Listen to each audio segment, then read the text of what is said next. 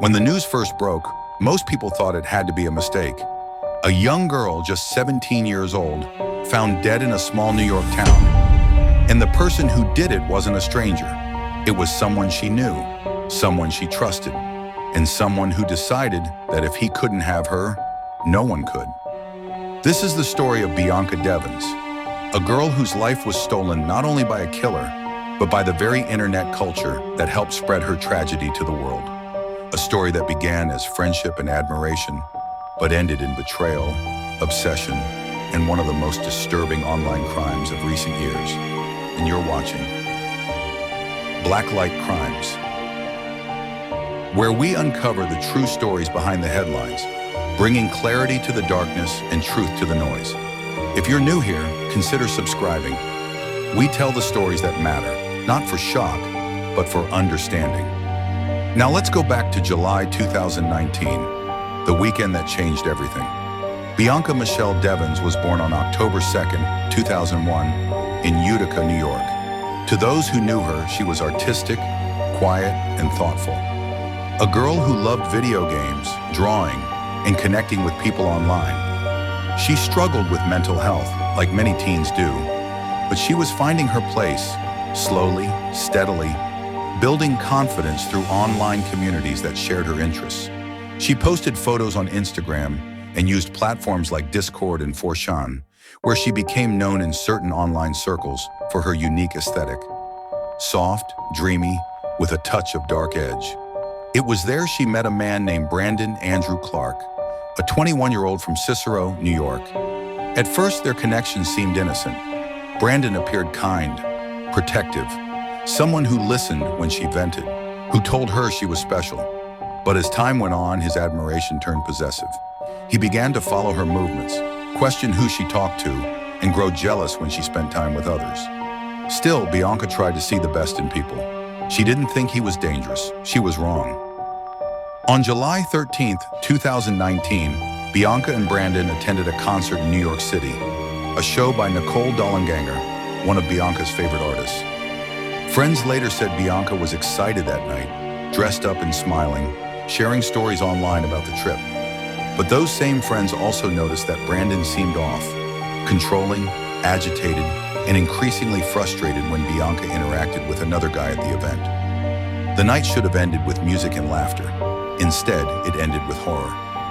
On the drive back to Utica, tensions between the two exploded. Messages recovered later showed that Bianca had made it clear she didn't want a relationship with him. She wanted to remain friends.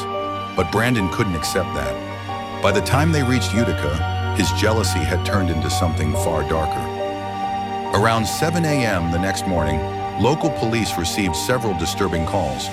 A man had posted graphic photos online claiming he'd killed someone. Those photos showed a young woman with pink hair, Bianca. When officers tracked the location through social media data, they found Brandon Clark sitting near Bianca's car at the end of a quiet, dead-end street. He was live streaming on Instagram, holding a knife, threatening to take his own life.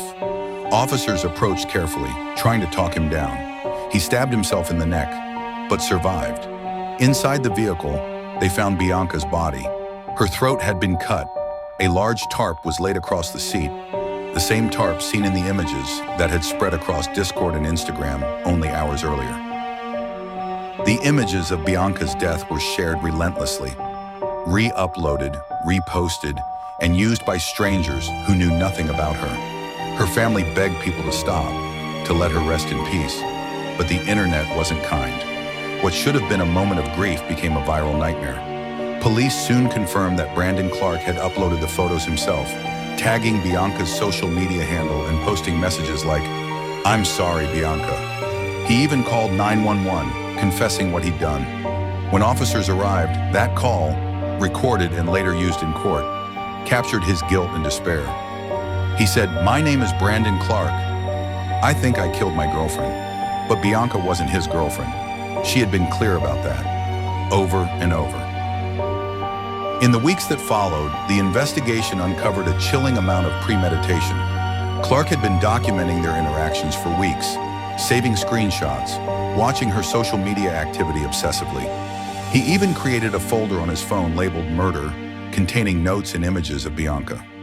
Detectives later revealed that Brandon had parked near a bridge, taken those photos, and posted them before attempting suicide.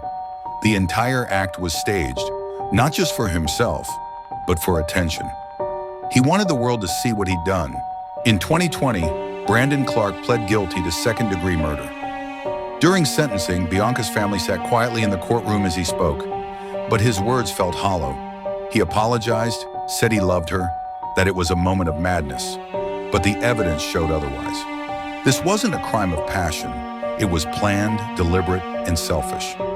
He was sentenced to 25 years to life in prison, with no guarantee of parole. Bianca's family, though devastated, chose to honor her memory through advocacy. They started the Bianca Devins Foundation, which raises awareness about online safety, mental health, and the spread of graphic content. They fought to get new laws passed, including Bianca's Law, proposed to make social media companies more accountable for removing violent imagery. Bianca's mother, Kim, later said in an interview, "She was more than what happened to her. She was kind, creative, and full of love." The case forced many to confront how the internet treats tragedy. For hours, strangers shared her final images, debated her life, and treated her story like a spectacle. But behind those headlines was a real family, a real loss, one that never should have happened. Even years later, Bianca's story remains a haunting reminder of how obsession can grow unchecked, and how quickly online spaces can turn cruelty into spectacle. She was 17. She wanted to live, to create, to be understood. And instead, her life became a warning about the dangers of toxic control and digital exploitation. This has been Blacklight Crimes, where we shed light on the stories that hide in the shadows. If you value truth told with care, subscribe and stay with us for more. Until next time, stay safe, stay aware, and remember, even in darkness, there's always something worth protecting.